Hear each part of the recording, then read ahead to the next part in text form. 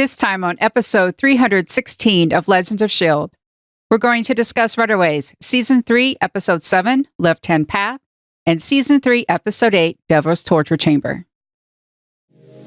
I'm Andrew from the Dad.io podcast. Life supplies the inputs and we supply the outputs. Part of the Going to Geek network, just like the show you're listening to now. Shows on the network are individually owned and opinions expressed may not reflect others. Find other fantastic and amazing geeky shows at goingtogeeknetwork.com. You have been granted clearance by Director Alfonso Mack Mackenzie. Stand by for a S.H.I.E.L.D. debriefing.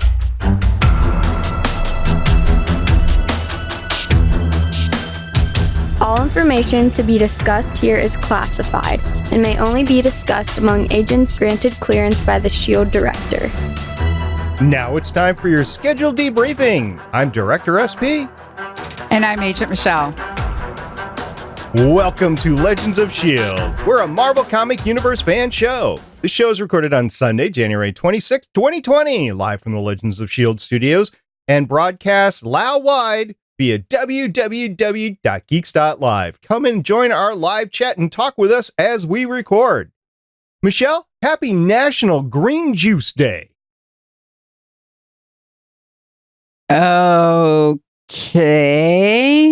Yeah, I was surprised to know. So I went to the grocery store with a couple of family members, and we were in the shake aisle that is kind of associated with the fruits and vegetables sort of thing. So just, shakes in a bottle sort of thing. And I was surprised to learn that I have a couple of family members that can't get enough of those green shakes. More power to them. Exactly. I'll go with the blueberry or the strawberry or the banana or anything else than the green stuff. Yeah. Now, what color stuff did Iron Man have, Tony Stark, in the movies? It wasn't green. It was gross, whatever it was. I can't remember. Yeah. I didn't pay attention to that. Well, next time you watch an Iron Man movie, you can go back and see it, or maybe some Adventures. Anyway, we digress. Let's get on with the rest of the show. Legends of S.H.I.E.L.D. is a fan-based podcast on the ABC television show Marvel's Agents of S.H.I.E.L.D., the multiple Marvel small screen series, and the Marvel cinematic and comic book universes in general. Because of stereotypical first meetings. If you'd like to talk to us about blind dates and stereotypical first meetings, you can catch us on our website, legendsofshield.com. You can leave a voicemail, 844-THE-BUS-1. That's 844-843-2871. You want to talk to us about the just appearance of other superhero, superhuman powered people into your hiding place? You can catch us on our YouTube channel at Legends of S.H.I.E.L.D. Podcast. You can catch us on our Facebook page at Legends of S.H.I.E.L.D. Podcast. We're on Twitter at Legends of S.H.I.E.L.D. You can leave a comment about first meetings awkwardly at our YouTube channel at youtube.com/GonnaGeek. You can tell your Amazon device to enable Legends of S.H.I.E.L.D. skill. If you want to talk about sharing your powers for the first time with somebody else that's powered, you can talk with us on our Discord server at GonnaGeek.com/Discord. And remember, Legends of S.H.I.E.L.D. is a proud member of the GonnaGeek.com network. Proud members of the GonnaGeek.com network. Say, as a highlight, Michelle, just want to say this before we start. It's just you and me this week. We've got Lauren, who's moving. We've got Haley, who's undergoing wizard training at Hogwarts. And they'll be back. Lauren, as soon as she's done moving. Haley, as soon as she's done finding her wand. But you and I both do another podcast called The Starling Tribune, right? Correct. We do it with our pal, Chris. And the podcast has been going on for many, many years, since we've been podcasting about season 1, which first aired in 2012. Michelle came along later, and we are now at the end this week of the show Arrow.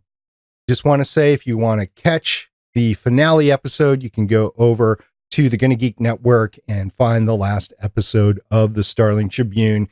Should be out slightly after this one. So if you want to have a lot of memories and fun and our talk about a season finale, as we do here quite regularly, because shows keep popping in and out of Legends of S.H.I.E.L.D. You can join us over there at the Starling Tribune. Michelle, any last words on the Starling Tribune before we continue on here? It's an end of an era. Indeed. Well, let's get on with talking about the Runaways.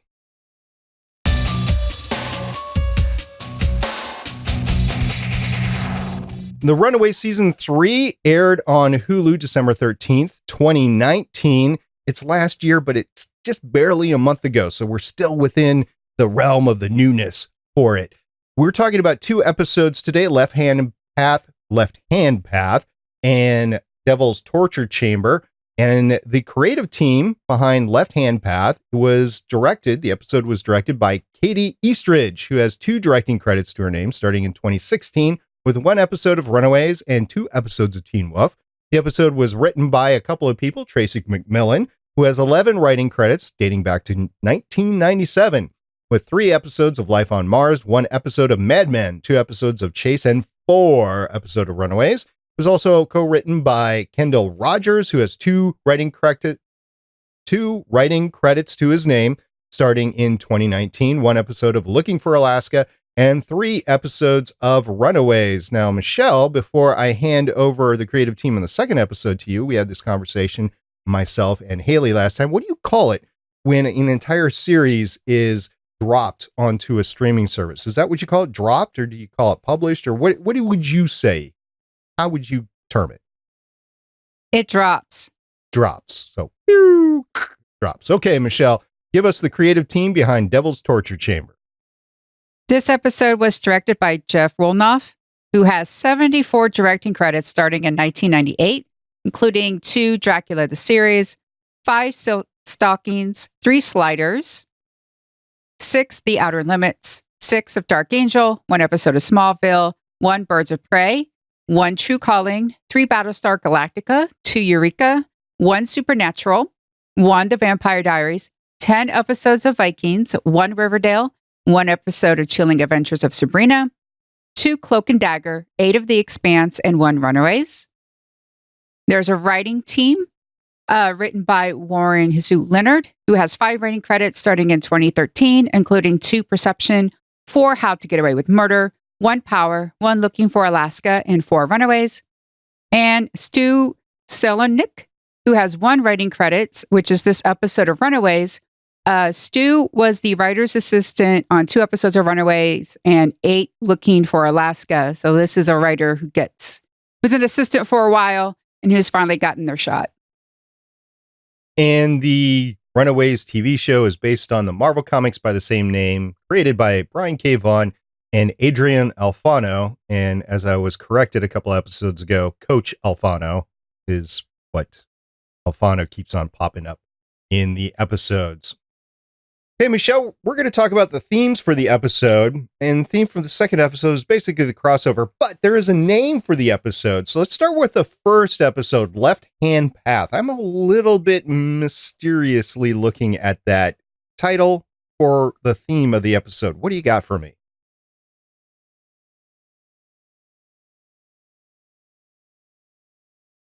Well,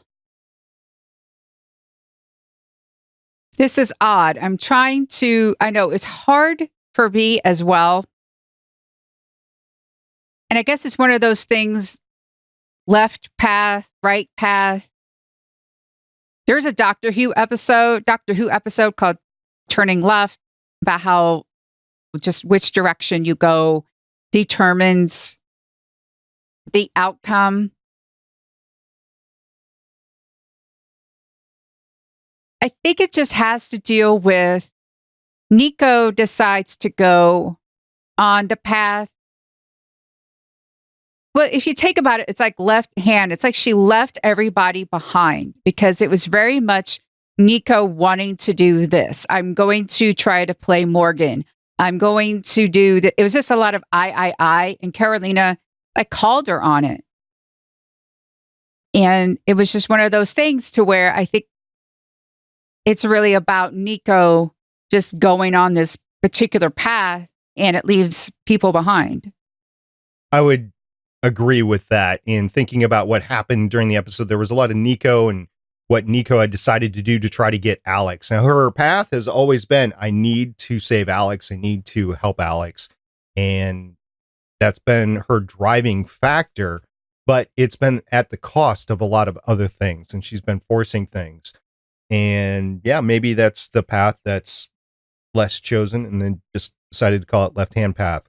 I'll have to do a Google search about it later. I meant to do it before we podcasted. There might be an actual work out there, like a book or something that states that. Anyway, I think the second episode's title is a little bit more clear based on what happened in the episode. Devil's Torture Chamber. What do we got there, Michelle?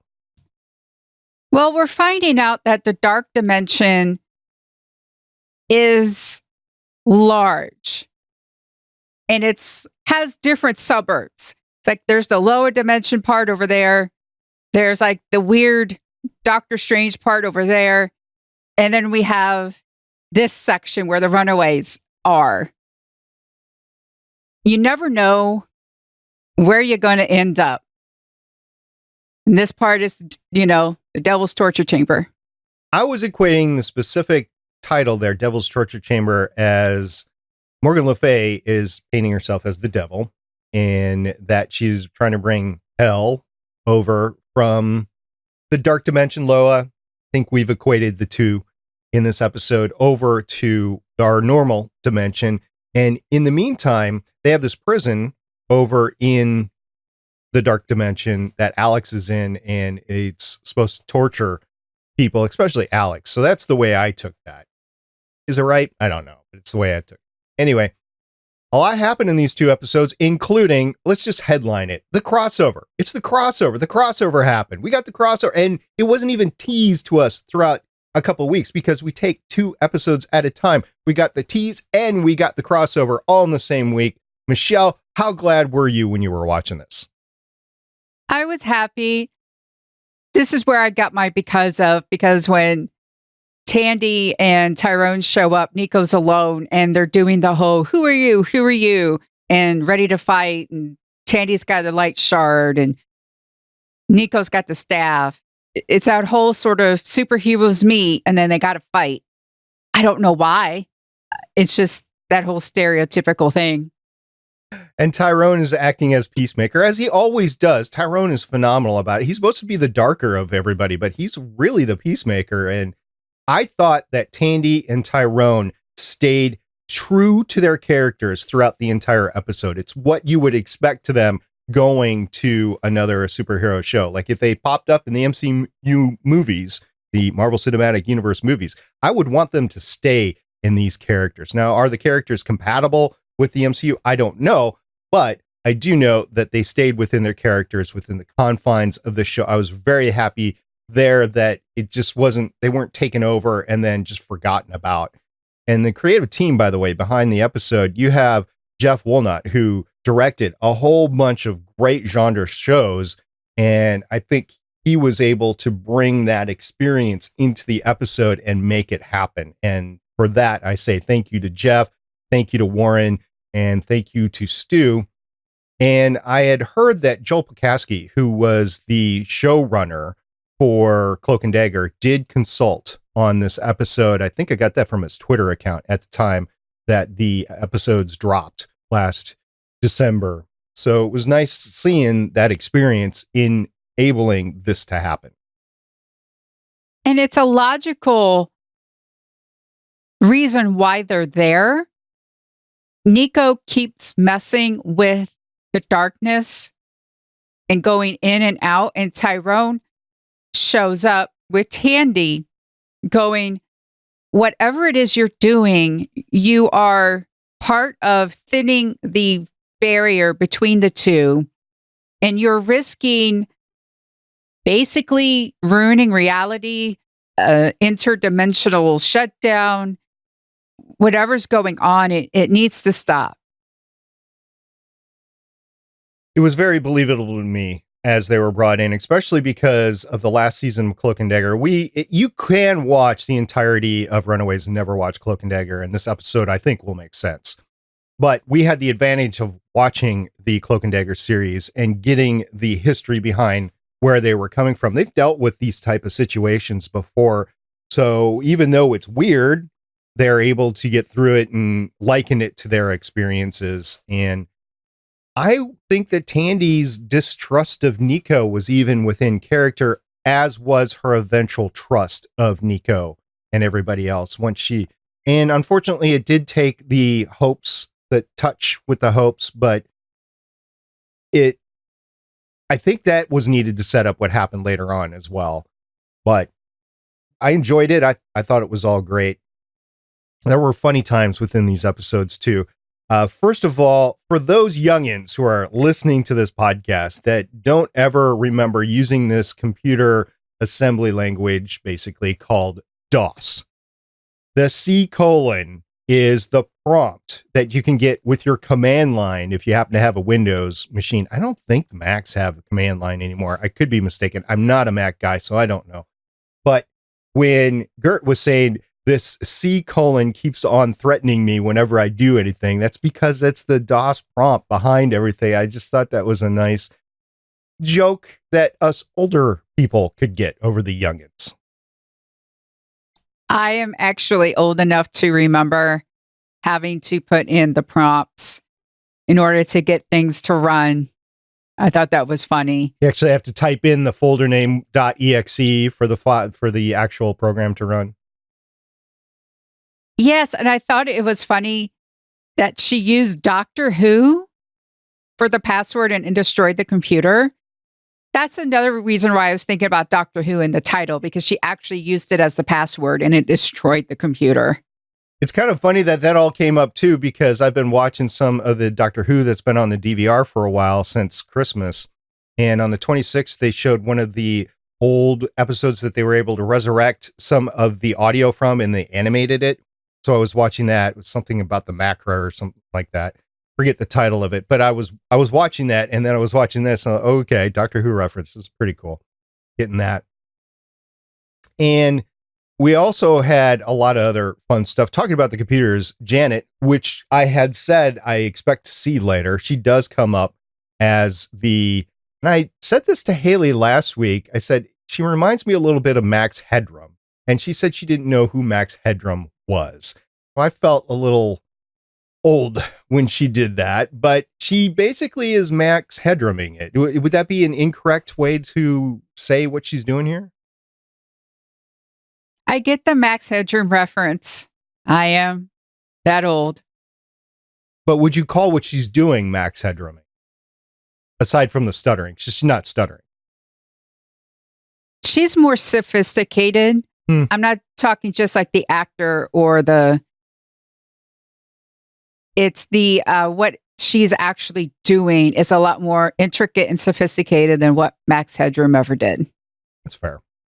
And the other thing that I was trying to remember last episode, in case anybody sends hate mail, send it to me. That's fine.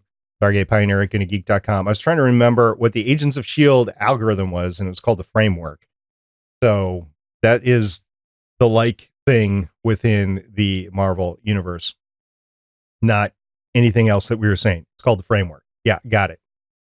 It's not like this is a main Agents of S.H.I.E.L.D. podcast or anything. Oh, no.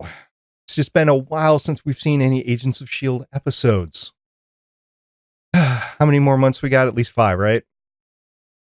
This is week 20-something of the hiatus. Ooh, I haven't been counting weeks this time like we did last time. Oh, I have. Okay. Yeah. We got about 52 last time, right? Yeah, we got to 49 or 50 because it was basically a year. Because 52 weeks. Yeah, it was like 51. I can tell you this is week. Oh, come on. Well, you said 27. It is 25. Week 25, about halfway there. All right. Yep. So about 6 months. We also started the first episode with Nico waking up from her coven sleepover or witch party or whatever, which she couldn't remember. She thought she would be roofied, and apparently witches don't need anything pedestrian. was just an average witch party with dancing, speaking in tongues, casting spells. And did you bring your book of spells? I mean, everybody brings their book of spells to a coven party. Left it in my other pants. And of course, the purple eye thing. She calls it purple eye thing. So I'm glad they're referencing that at least. And she knows. I don't think she's seen herself with the purple eyes. Has she? I think she has. And then there was the whole thing with Tina being in the hospital and then Nico going to rescue her, which was endearing that they had mother-daughter moment. But unfortunately, as they're having their family moment, because Tina recognizes that the crow necklace is controlling Robert and ends the hex or whatever on it. And then Robert tries to find Morgan's book of spells. And then Morgan basically takes Robert's life away. And he acknowledges that he was dying, which Morgan might have caused, actually, looking back a couple episodes ago. But then she gave him his life back, and then he always knew she was going to take it away. So he was kind of fine with it.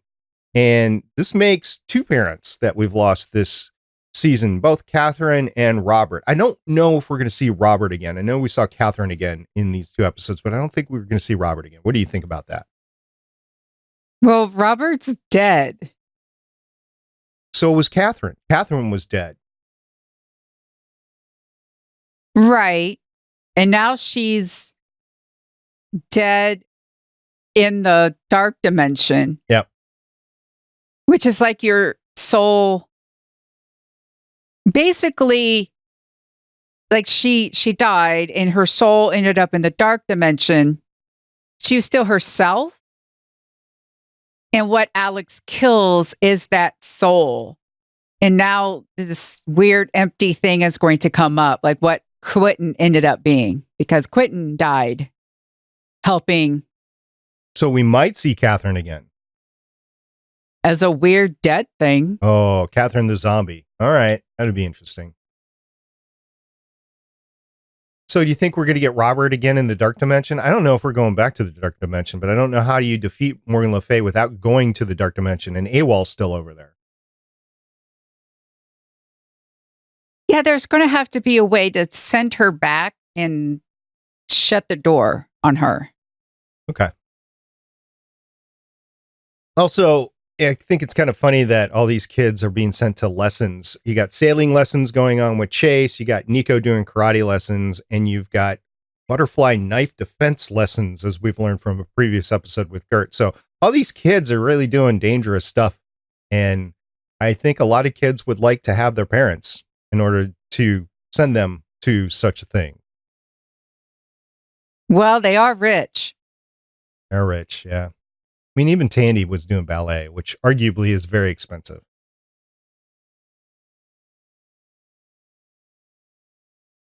They do have this quest to save Alex. Nico has been driving to it, as I mentioned before. When Tandy and Tyrone come along, that enables them to go into the dark dimension and find Alex.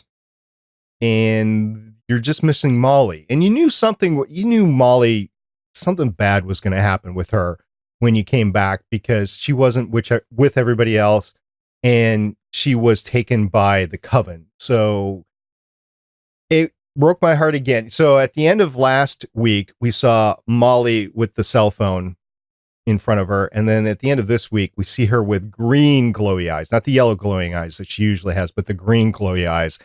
This is not going to end well. I think you're going to have Old Lace come out and have a little heart-to-heart with her.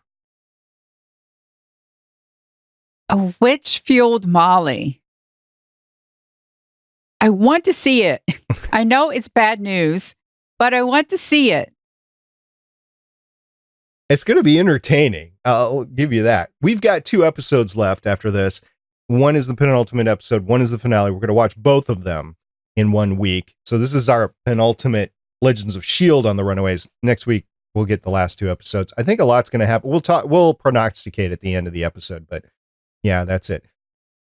For now, Robert, when he died, he gave the Wizzy glasses over to Nico, and she was able to read Morgan Le Fay's spell book. It's kind of odd that Nico doesn't have her own spell book, but I suspect that Tina does.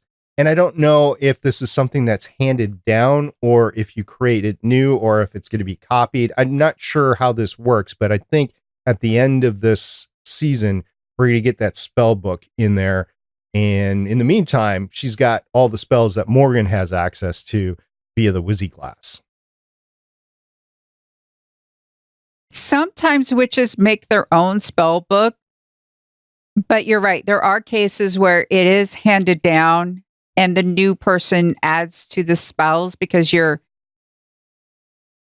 keeping the family magic going. And Morgan was really happy to hurt Tina. It makes me think that she tried to tempt Tina somehow, and Tina was able to just go, LOL, nope. Tina's pretty strong. And I could see how that would make her the tough CEO that she was at the end and one of the more stringent leaders of Pride at the end between her and Leslie.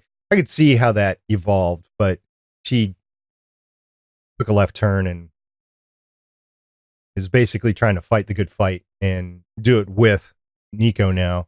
They're still not living together. Nico did not go home with Tina. She went back to the hostel, as they're calling it, which we saw the exterior of the hostel in the second episode, by the way, in the dark dimension. And they at least see what this house was supposed to look like when it was above ground. It looks pretty awesome, actually. Yeah, it's really cool. So they're living in a great place. It's buried, but they're living in a great place. So Leslie has this moment with Molly. And I would say it's actually the other way around. Molly has this moment of Leslie because Molly now knows that Leslie killed her parents or gave the order to kill her parents or through the explosion, many years ago. And they've never had a time where they've confronted each other. I thought it was great for the producers, the writers, to enable this scene finally, where we get this face-to-face between Molly and Leslie, and that Molly steps down. She doesn't forgive Leslie and probably never will, but she does not confront Leslie with the same end and violence, which enables her, as Carolina was saying earlier in the episode, to maintain herself. And also something that Alex did the opposite of in the dark dimension. We'll get to that in a second. But Molly was able to retain herself because she hasn't done anything, at least not yet, because we mentioned that she's controlled by the Coven now. But I thought that was a well-placed scene, especially because she is now controlled with the Coven. That had to happen this season. I'm really glad we have that, especially since we're not going to get another season of Runaways. I liked how Leslie was standing there and ready to take her punishment. But what she said is true. Once you take a life, you can't go back. It's just downward from there. We got to see a lot of the old characters, or not old characters, but characters that have passed away. You saw Darius, you saw Catherine, we saw AWOL, who wasn't passed away, but was taken into the dark dimension. Arguably, I think they can all come. I don't know what the rules are. If those that are stuck in the dark dimension can come out or not, because Morgan did, but I don't know if she was under a special spell or not. Amy did not, because she knew that Morgan was going to know that she was up, but I don't know if it's possible or not. I'm thinking anybody that is in the dark dimension and has been there for a while is going to stay there and cannot come back. I don't know. What do you think about that? Well, like I said, it seems as though the dark dimension has... Well, think of New York. People say that they're from New York, but then when you get to New York, people are like, I'm from Queens, or I'm from the Bronx. I kind of see it that way. There's the dark dimension. We go into the dark dimension, and then, well, Aloha's over here, and then there seems to be this territory controlled by Morgan Le Fay, because when you go through, you actually see crows, and there's actually a picture of her at one point. It seems as though she's been able to carve out her little queendom for a while in order to find a way to escape. And they escape because Nico is given, because she asked for it, one of Tandy's shards, and then they combined the powers together like a peanut butter cup. Dump my chocolate in my peanut butter. That was kind of a cool way to express it. And then it's a superpowered shard that's able to kill people in the dark dimension. I think that will be used for a high profile mission, maybe against Morgan Le Fay, maybe somebody else that's high profile. I don't know, but Tandy made sure that Nico still had it at the end. I think it's going to come up again in a big way, but that was pretty cool that their powers combined like that. Yeah, because it's a little different. Tandy ends up grabbing Nico and sees her hopes, which is another wedding. This, again, it's Nico's type of wedding to Carolina. And in that, you see Carolina's light mixed with Nico's dark. And that's when Tandy gets the comparison between, Carolina and Nico is like me and Tyrone, minus the whole wanting to get married thing. So she understands that they need each other to balance each other out. Yeah, it was pretty cool when she saw the powers together. And also at the end of Cloak and Dagger, we saw the two, I wouldn't say romantically involved, but at least seeming to progress on that path. So I wouldn't be, if we're going to fanfic this in like 10 years or so, I wouldn't be surprised to see them married or whatever, if they're still around. Who? I'm talking about Tandy and Tyrone. No, I actually like them as friends.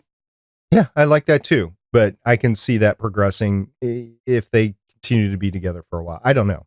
We're not going to see it. I'm saying it's possible. And I can see your point too, that they're better off as friends.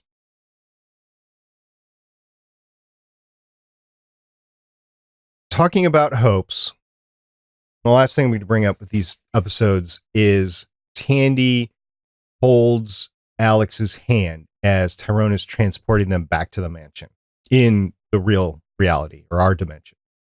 Tandy sees Alex's hopes, which honestly it was a little bit mega maniac.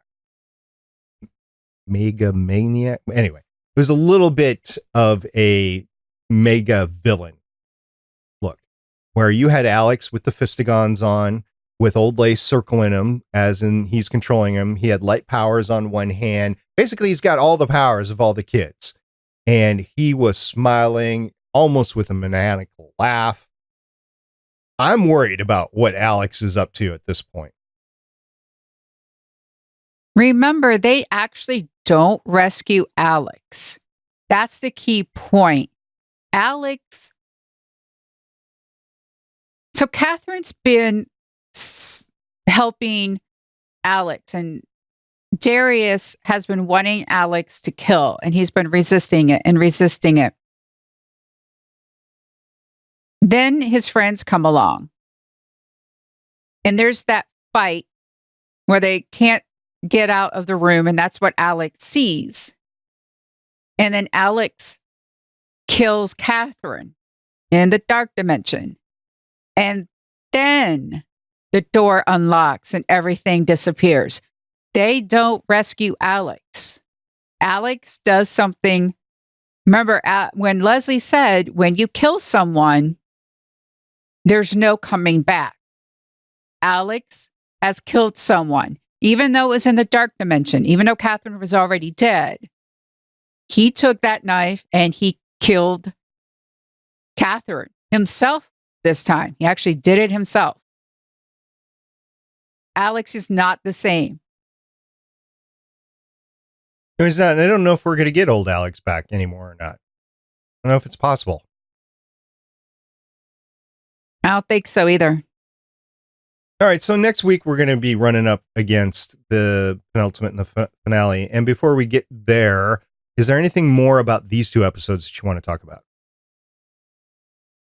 I thought it was really funny when Dale and Stacy were finally reunited, and Stacy was just like, "What's that smell?" And Dale is like, "Me, if I thought I was going to get kidnapped, I would have bathed."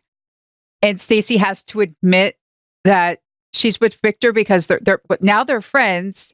The aliens, when they were in control of their bodies, used them as release. So now we learn that Stacy and Victor their bodies have been physically intimate. And then, like, Chase, they're trying to escape. And then,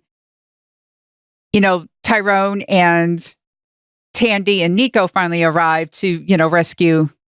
And Tyrone has to get the old people out, and he takes them to the Hollywood sign. Yeah, that was pretty cool. And Tyrone doesn't even untie him. Although I kind of figure that they can do Chase's same trick and knock over the chair and help each other untie. But they're up there. I mean, I gotta think it's a long walk. I've never actually been up to the Hollywood sign. I don't think you can actually walk up to it.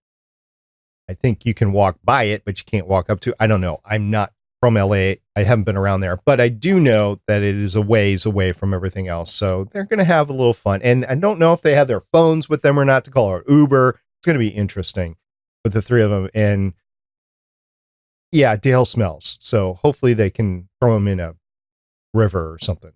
Try to wash some of that stink off before they get him home. The 3 times a week counseling session is going to be pretty taxing on them. So I hope they get through that okay. I don't know if they're going to get that before next episode or not. We also have Jeffrey, who is still has the necklace on and being controlled by Morgan Le Fay. I think that won't last forever. So we'll see how that pans out. Prognostication prediction time, Michelle. Last 2 episodes, what do you think are the main things that are going to happen? Fight with Morgan. Okay. You think Nico's going to send her away? Or do you think it's going to be Nico and combine powers with maybe Carolina or something like that? I think it's going to have to be a combination of Nico, Carolina, and that shard. I think the shard's going to come into play.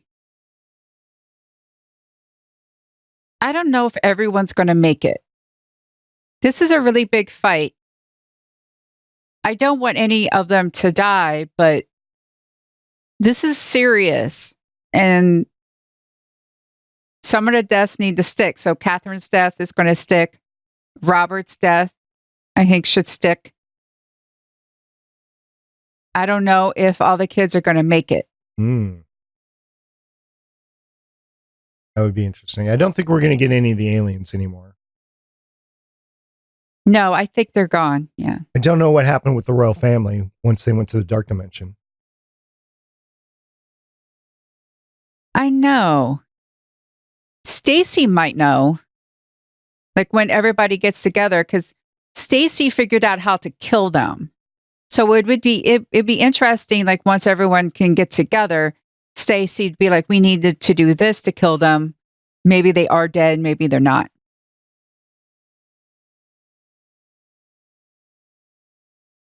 The Molly controlled by the Coven is going to be interesting. And I think maybe that's where some of the main hurt is going to come from. I'm still not sure if Leslie is in league with Morgan or not. I don't know if she's controlled by Morgan or not. We saw Susan earlier this season. I don't know if we're going to see her again. There might be a lot of plot lines that get left behind us just because they thought they might have another season. They might need stories to move ahead. I'm not sure what they're going to wrap up and what they're not going to wrap up. I haven't heard, as I mentioned last episode, a huge outcry of people not liking the finale. This has been out for a month now. And I haven't heard everybody say, oh, the ending of Runaways sucked. I haven't heard that. So I don't think we're going to get something that's terrible, but I do think we're going to get something that's not entirely complete given the world that we have in front of us. And I won't throw out this series making its jump back over to Disney Plus underneath Kevin Feige, but I don't know if Kevin Feige really cares about these series or not. So only time will tell there. All we have in front of us are the last 2 episodes, and I look forward to watching them. And we're going to podcast about them next week. The last thing I'll say is I did enjoy the send-off with Tyrone and Tandy. It was good to see them again. It'd be kind of nice to see them come back in the finale episode just for a scene or something with the big boss fight, but I don't think we're going to get that. I think the transference of the power through the shard is what we're going to get. So I think this is it. I think this is what we're going to get of Tandy and Tyrone. So bravo, nicely done, and I hope you guys do well in the future on wherever you end up acting. Did a great job. Great 2 seasons plus the crossover. I think it was good. I do too. All right, next Sunday, we're going to be talking about the penultimate episode of Runaways, The Broken Circle, and the finale episode, Cheat the Gallows. We are not going to be at our normal time because, well, the Super Bowl is at the normal time. So we'll be podcasting earlier in the day. I believe 1 p.m. Eastern time is what we settled on. And stay tuned to our Twitter feed and our Facebook feed about the finales on the times there.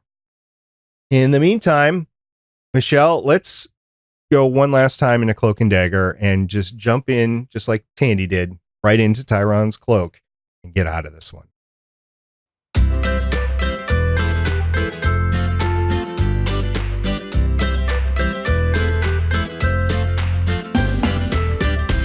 Thanks, everybody who's been with us through the entirety of the Runaways and Cloak and Dagger. We really appreciate you around. And Michelle, I just want to say thank you very much for making it back from your big boss battle last week and being able to join us on this podcast and not getting stuck in whatever prison that the boss was going to put you in. Look, we had to fight not only this creature, but also a baby kraken. We had to fight a baby kraken. Baby kraken. It wasn't like a little. It was like a teenage kraken. Oh, okay. It was tough. So it wasn't really like tough. Baby Yoda. It was more like teenage Groot. Yes. Okay. It was tough. Thank you for not destroying the universe and being able to come back. Yes, Salt Marsh is all safe now. So thank you very much. And thank you to everyone who listens and downloads. Thank you for sticking with us during this drought. It's not really it's Drought of Agents of S.H.I.E.L.D, but we're able to talk about a lot of other shows in the meantime. And we'll have to talk about what we're going to be covering next, too. So we'll get you that next week. Until next time, I'm Director SP. And I'm Agent Michelle. We'll see you next time. Bye. Bye. Thank you for listening. If you want to leave us feedback, go to gonnageek.com and you will find all our contact information and other shows. You can also visit legendsofshield.com where you'll find our complete archive of podcasts. The music heard on this podcast is by Kevin MacLeod, found at incompetech.com, and also artists on pond5.com and audiojungle.net. The opinions heard on this podcast are those of the individual hosts and do not represent Stargate Pioneer Productions, Legends of S.H.I.E.L.D, or Gonna Geek. Agents of S.H.I.E.L.D. is the property of the Disney Corporation, Marvel Studios, and ABC. No infringement is intended.